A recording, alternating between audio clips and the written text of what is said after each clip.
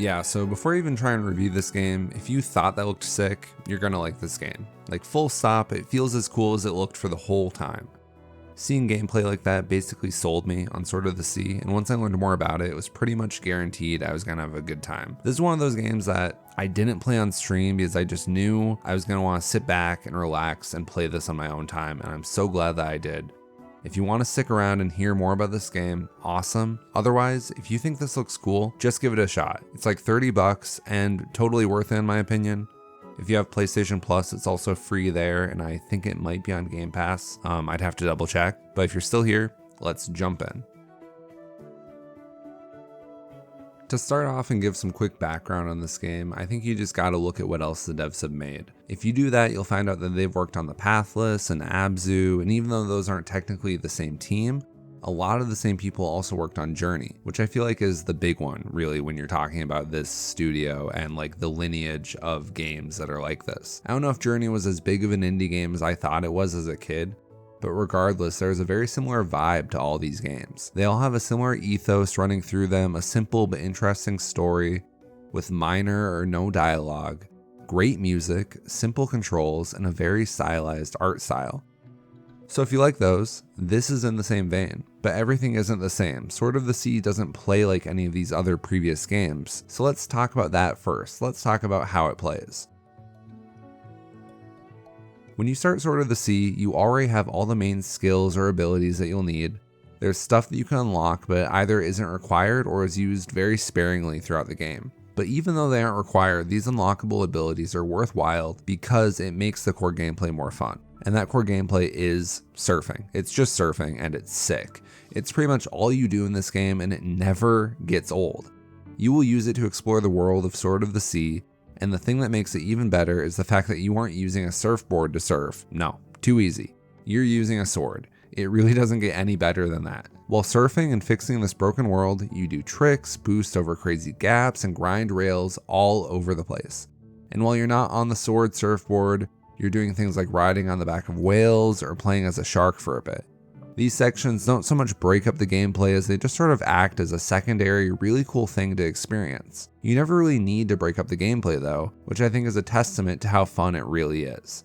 It's just like added stuff on top of that gameplay. The only real side content in this game where you do tricks in a set time limit uses the exact same gameplay, and I think that's awesome too. I really wish I had more to say about this, but the fact of the matter is that this game is the best mix of mindless gameplay and religious experience as it gets. I think the story lends to that as well, being super streamlined also. So to talk about that story, a lot like the gameplay, it's simple while still being interesting and engaging enough to keep you going. You play as a wraith who is tasked with bringing water back to the world. As you do this, you'll explore classic deserts, icy tundras, and more in between. As you go through these worlds and help bring it back to life, you are slowly fed bits and pieces of lore and background to what might have happened. You find crumbled cities along the way and learn that there was some sort of war or conflict that tore this world apart. You find the beings left behind in this world and they either help you, sell you things, or in the case of the main enemies, try and fight you, obviously. As you work your way through this world, you come to the end eventually with a final boss fight against Tornamun, the last thing between you and saving this world.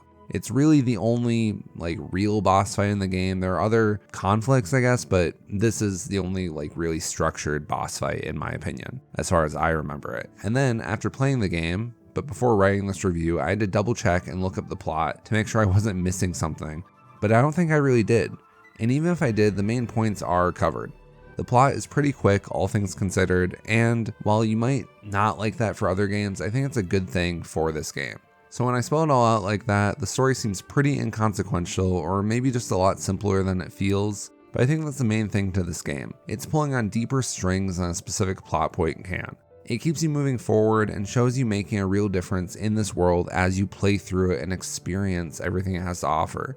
It feels like it means something. And that goes beyond whatever might be being conveyed narratively. I love a good story as much as the next person, maybe a little bit more, but at the end of the day, if a game can make you feel something, then it's done its job. And this game does that in spades. I didn't always know exactly what was going on, but I knew that I was experiencing something awesome. So yeah, I just felt like I had to talk about this game real quick. Not a whole lot to say at the end of the day, but I felt like this was a good way to start 2026 on a high note. I hope this helped you decide if you should check this one out, and if you don't think it's for you, I really want to know why.